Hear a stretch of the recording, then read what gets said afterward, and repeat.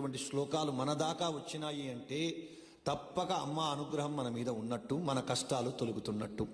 విశేషంగా మంగళవారం నాడు కానీ శుక్రవారం నాడు కానీ ఈ స్తుతిని విన్నవారు తప్పక అమ్మవారి యొక్క అనుగ్రహాన్ని పొందుతాడు. వారి కష్టములు తొలగుతాయి, వారి కార్యములు, వారు అనుకున్నటువంటి పనులు నెరవేరుతాయి.